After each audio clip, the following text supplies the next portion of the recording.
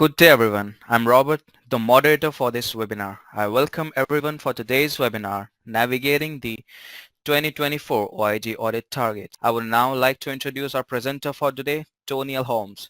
Tony L. Holmes, CCS, CPC, CPMA, CRC, AHIMA, approved ICD, 10 CM, PCS trainer, is an internationally known speaker and recognized subject matter expert on medical coding, reimbursement, and revenue cycle management. I would now like to hand over the floor to the speaker. Over to you, Tony.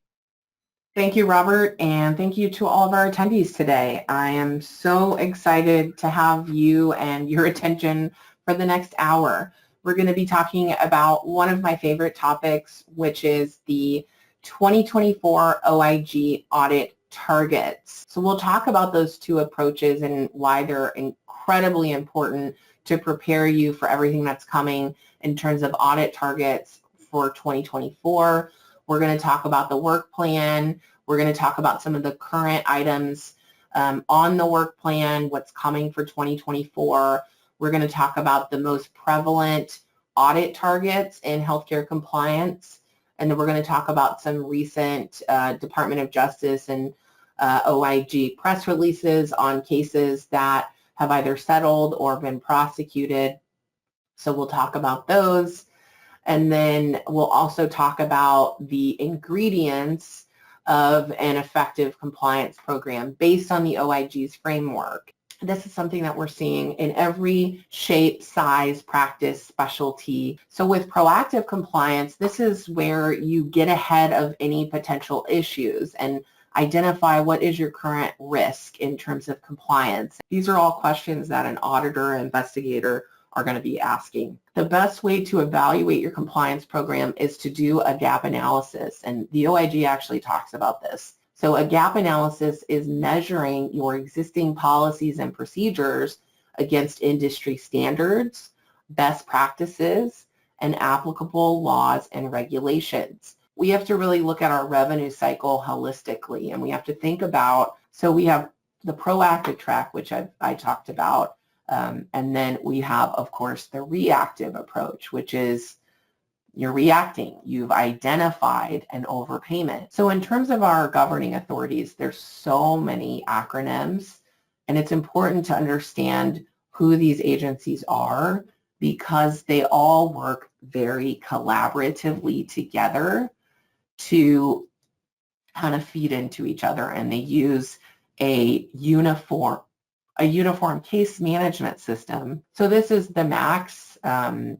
Typically, you're going to be familiar with them because you're submitting enrollments and claims and getting payments from them. RACs are private companies, so HMS, Performant, Cotiviti. What often will happen is a provider will get a letter from one of these companies and they're like, who the heck is this? And they throw it away and they don't do anything, and that's a recipe for a disaster. And then we have the UPICs. So the UPICs are Clarent, Advanced Med, Safeguard, and then of course we have the OIG, and within the OIG we have all of these different departments. Typically for these types of investigations you're going to be looking at Office of Evaluations and Inspections and the Office of Audit Services. And then within the Department of Justice you have the OIG, so, and the U.S. Attorney's Office. So everything is very much intertwined, intermingled, and everyone is working collaboratively together. Now, in terms of what we're looking at with audit targets, so of course, fraud, waste, and abuse. So some examples would be things like billing for services that were never provided, misrepresenting the type or level of service. Some examples of abuse would be misusing codes on claims, which is an independent review organization come in and ascertain that I'm following all of the CIA rules. So specific targets, we're seeing things heavily targeted with regards to time-based billing. Telehealth and telemedicine stays on the radar. It continues even to this day, 3 years after COVID or 3 years after the PHE was declared. Evaluation and management services, again, these are ripe audit targets because of the changes that came about in 2021 and now in 2023. Our work plan, I know we're coming up on the end of the hour. Basically, you want to make sure you've got that checks and balances system in place, compliance program, a culture of compliance, you're acting in good faith, and doing regular audits, both internally and externally. Thank you so much for your time and attention today.